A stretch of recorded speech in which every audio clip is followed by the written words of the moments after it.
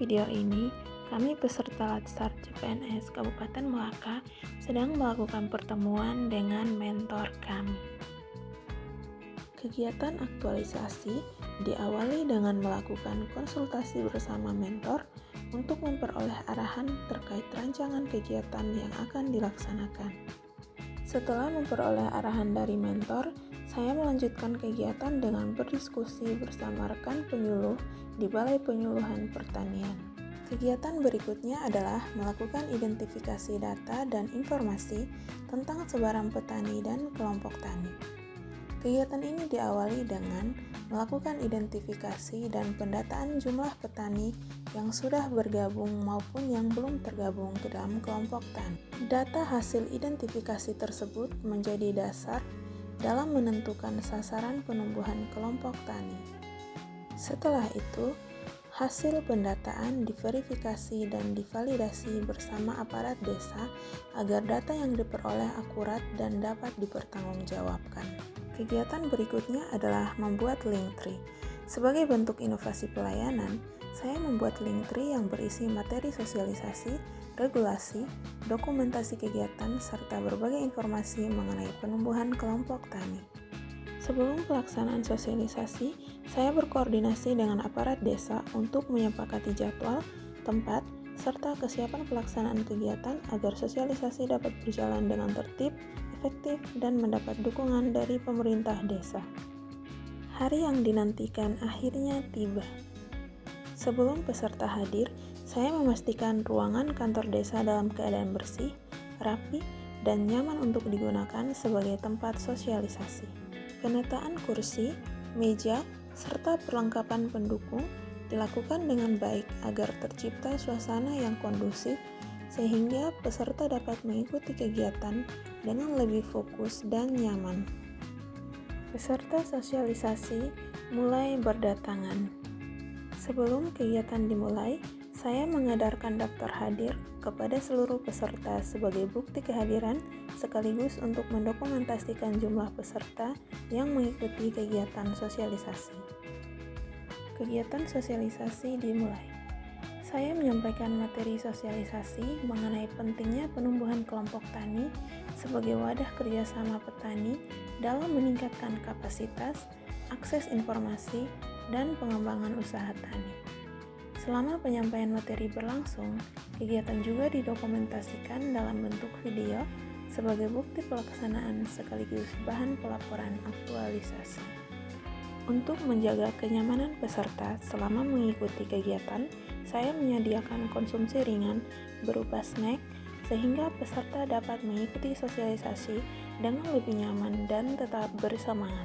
Penyediaan konsumsi dilakukan melalui kerjasama dengan ibu-ibu petani setempat. Kolaborasi ini mencerminkan semangat gotong royong serta partisipasi aktif masyarakat dalam mendukung kelancaran pelaksanaan kegiatan sosialisasi. Setelah penyampaian materi, kegiatan dilanjutkan dengan sesi diskusi dan tanya jawab. Melalui kegiatan sosialisasi ini, diharapkan para petani semakin memahami pentingnya pembentukan kelompok tani sebagai wadah untuk belajar, bekerja sama, dan mengembangkan usaha tani. Dengan demikian, diharapkan terbentuk kelompok tani yang aktif, mandiri, dan sejahtera. Sambil menunggu jadwal musyawarah penumbuhan kelompok tani, saya melakukan survei ke lahan petani untuk mengambil titik koordinat sebagai data pendukung dalam penginputan pada Sistem Informasi Manajemen Penyuluhan Pertanian atau SIMLUHTAN. Saya mengunjungi lahan petani yang berlokasi paling jauh agar seluruh titik lokasi dapat didata secara efektif dan efisien. Kegiatan berikutnya adalah penumbuhan kelompok tani. Saya melaksanakan musyawarah penumbuhan kelompok tani bersama calon anggota dan didampingi oleh aparat desa sebagai tahapan penting dalam proses penumbuhan kelompok tani di desa binaan. Sebelum musyawarah dimulai, saya mengedarkan daftar hadir kepada seluruh peserta sebagai bukti kehadiran dan dokumentasi pelaksanaan kegiatan. Musyawarah diawali dengan pembahasan nama kelompok tani yang akan menjadi identitas bersama Kemudian dilanjutkan dengan penyusunan struktur organisasi melalui kesepakatan bersama, meliputi pemilihan ketua, sekretaris, dan bendahara. Seluruh peserta diberikan kesempatan untuk menyampaikan pendapat dan usulan sehingga setiap keputusan dapat diambil secara demokratis dan mufakat. Selain itu, calon kelompok tani juga mendiskusikan rencana kerja awal kelompok, termasuk pelaksanaan pertemuan rutin, peningkatan kapasitas anggota, serta pengembangan usaha tani ke depan.